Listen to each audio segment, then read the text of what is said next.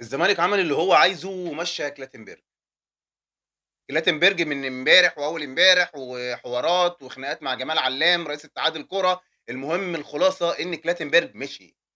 كلاتنبرج هم كاتبين إن هو قدّم استقالته من لجنة الحكام، أنا هاقول لكم بالضبط اللي حصل، مرتضى عمل اللي هو عايزه ومشّى كلاتنبرج، وأنا باقول لكم النهارده أهوّة ماتش الزمالك وغزل المحلة هتشوفوا بقى ضربات جزاء والغطس اللي بيحصل، بقينا كام ماتش والّا كام ماتش ما شفناش لعيبة الزمالك قاعدة تغطس جوّه منطقة الجزاء ما فيش حد حسب لها حاجة. طيب إيه اللي حصل؟ هاقول لكم بالضبط إيه اللي حصل وكلاتنبرج مشي ليه عشان ما أطوّلش على حضراتكم. بُصّوا يا جماعة، كلاتنبرج مشي عشان حصل كالتالي، موقع بطولات هو اللي كشف اللي حصل على فكرة بس إحقاقًا للحق. بُصّوا يا جماعة، أول حاجة كلاتنبرج شعر إن هو اتعرّض للخيانة، ليه؟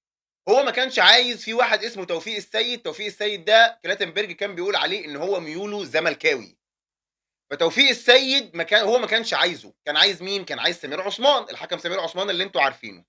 اتحاد الكرة رفض الأمر تمامًا، تمام؟ ليه كلاتنبرج ما كانش عايز توفيق السيد؟ كلاتنبرج ما كانش عايز توفيق السيد عشان هو انحيازه التام للزمالك. وكان فمثلًا من ضمن المواقف اللي بيحكيها كلاتنبرج، فاكرين يا جماعة ماتش الزمالك وأسوان؟ شُفتوا الزمالك عمل إيه في أمين عمر؟ الحكم اللي كان ماسك الزمالك والأسوان رفع أمين عمر الزمالك وعلى قناة الزمالك ورئيس نادي الزمالك وقال له هاطلع أجيبك من قفاك والجو ده. فكان عايز توفيق السيد ده بقى اللي هو الزملكاوي ده انحيازه كان عايز يجيب امين عمر فين؟ في ماتش الاهلي وانبي اللي هي الجوله اللي بعد الزمالك واسوان كان بعدها الاهلي وانبي كان عايز يجيب امين عمر يحطه تمام وكلاتنبرج رفض الموضوع ده تماما ادي اول غلطه لتوفيق السيد وكلاتنبرج كان متضايق من توفيق السيد عشانها برضو كلاتنبرج توفيق السيد زعل كلاتنبرج في ايه بقى ان هو كان عايز يحط حكام الفيديو في مباراه الاهلي في مره ماتش للاهلي كان عايز يحط حكام فيديو معينين توفيق السيد ده وكلاتنبرج رفض ليه؟ لان الحكم بتاع الفار اللي كان عايز يحطه توفيق السيد كان ضد الاهلي في مباراه من المباريات وكان كل شويه يستدعي حكم الساحه بدون اي سبب واضح يعني ان توفيق السيد كان عايز يحط حكم فار في ماتشات للاهلي وكلاتنبرج رفض لانه كان في سابقه قبلها للحكم اللي كان عايز يحطه توفيق السيد ان هو كل شويه يستدعي حكم الساحه في ماتش للاهلي بدون اي سبب فما كانش كلاتنبرج عايزه توفيق السيد كان عايزه وكلاتنبرج رفض الموضوع هو قافش من توفيق السيد وبيقول ان انحيازه زملكاوي حقه رئيس لجنه حكام اما انت جايبه ليه وابعت له حازم امام يتفاوض وليه ليه ده استنوا ده لسه اللي جاي اصبروا طيب كلاتنبرج كان شايف ان هناك حاله من الفوضى داخل لجنه الحكام ولما هو كان بيقعد يحلل الاخطاء مفيش اي استجابه داخل لجنه الحكام دي حاجه طيب ايه كمان اعضاء لجنه الحكام الحاليين اللي هم معاه غيروا حكم مباراه الاهلي والبنك الاهلي النهارده من غير ما يعرف يعني هم غيروا شالوا جابوا حكم تاني لماتش الاهلي والبنك الاهلي النهارده الماتش من غير ما يعرف ادي اول حاجه ما هو رئيس لجنه الحكام ليه ما لازم يقفش طيب قال لك ان عصام عبد الفتاح فاكرينه اللي هو الرئيس السابق للجنه الحكام بيتدخل وتواصل مع مين بقى؟ تواصل مع ايدي مايه ايدي مايه يا اهلاويه اقول لكم مين دلوقتي ايدي مايه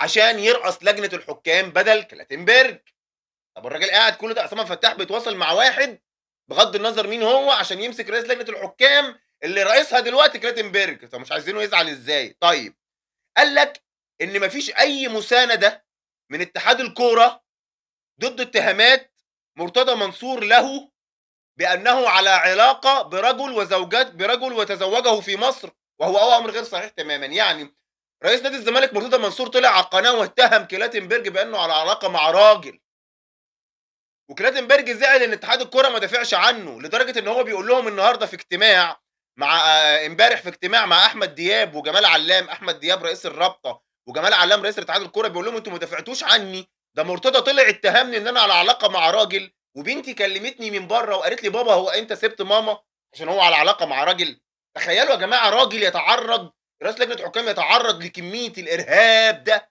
بيقولوا انتوا على علاقة مع راجل انتوا فاهمين انتوا متخيلين وكلاتنبرج بيقول لهم انا ما شفتش منكم اي مسانده طيب وبعد كده ما خدش الراتب بتاعه ومشي من مصر من 4 أيام، وهم قالوا له هندّيك فلوسك يوم 16 يناير وما حصلش لحد دلوقتي ما حصلش أي فلوس ما خدهاش، وقال لك إن أنا خطة التعيين بتاعة الحكام بتاعة الماتشات كانت بتتسرب قبل الماتشات، يبقى إزاي هنمشي على الطريق الصحيح؟ أدي يا سيدي اللي حصل، أدي كلاتنبرج مشي ونفذوا المؤامرة ومشي. طب أنا عايز أقول لكم حاجة، اتفرجوا يا عم، ده أنا كنت قُلت لكم من يومين 3 من أسبوعين من ساعة ما الزمالك اتهزم، هيفضلوا يهاجموه وعلى علاقة مع راجل وهيطلّعوا وهيفشخوه وهيرفعوا عين اللي جايبينه، كل ده عشان يمشّوا كلاتنبرج وعصام عبد الفتاح يجيب لهم حكام على مزاجه. ليه بقى يا جماعة؟ أنا هاقول لكم ليه. اتحاد الكورة من وجهة نظري هو عايز منافسة، يعني إيه منافسة؟ يعني عايز الزمالك يفوز على طول عشان يبقى قريب من الأول، عشان الدعاية، عشان التسويق، عشان ده بس، فيقول لك إيه خلاص نمشّي الزمالك، زي برضه بيراميدز، زي بيراميدز الماتش اللي هيتحكم لبيراميدز، برضه هيجيبوا لهم حكام زي ما هم عايزين. طيب يعني وبعدين استنى، يعني إيه أتهم رئيس لجنة حكام؟ يعني إيه أتهم رئيس لجنة حكام؟ يعني إيه أتهم رئيس لجنة حكام إن هو على علاقة مع راجل؟ يعني إيه؟ طيب قال لك أنا عايز أقول لك حاجة، فاكرين القعده لما كلاتنبرج قعد مع جمال علام وقال لهم انا ما فيش حد بيهاجمني في مصر غير رئيس نادي الزمالك اللي فاكرني عشان بشجع مانشستر يونايتد وهو بيلبس احمر كاني بشجع الاهلي، فاكرين الكلام ده؟ الزمالك باقي له 5 ماتشات على التوالي يا جماعه ما حققش فوز، وبالتالي اول مره يحصل من 3 4 سنين ان الزمالك يقعد كل الماتشات دي من غير ما يفوز، صح؟ طيب اول حاجه ان والماتشات اللي فاتت زي ما قلت لكم ما احتسبوش فيها ركلات جزاء. اول حاجه يا جماعه إنه دلوقتي عصام عبد الفتاح بيفكّر يجيب مين؟ بيفكّر يجيب إيدي ماييه، لأن شوبير كتب امبارح إيدي ماييه وحط علامة استفهام، هاقول لكم مين إيدي ماييه. إيدي ماييه ده قبل كده عمرو فهمي الله يرحمه كان سبق وحذّر من الحكم استشالي إيدي ماييه بسبب سمعته السيئة في إدارة المباريات وحكام من الحكام المرتشين داخل القارة. نفس الحكم ده إيدي ماييه حرم الأهلي في ذهاب دوري أبطال أفريقيا ضد بطل زيمبابوي 2010 وخسر الأهلي الماتش بنتيجة 1-0. بعد ما ألغى إيدي ماييه هدف للأهلي بداعي التسلل. هو نفس الحكم اللي في نوفمبر 2021 تمت إقالته من رئاسة لجنة الحكام في الكاف بعد الأخطاء التحكيمية من الحكام الأفارقة خصوصا في الجولة الأخيرة من المرحلة الثانية في التصفيات الأفريقية المؤهلة لكأس العالم في قطر. يعني أنت جايب لنا حكم من أفريقيا رئيس لجنة الكاف في أفريقيا عشان يمسك لنا إحنا رئاسة لجنة الحكام بتاعتنا.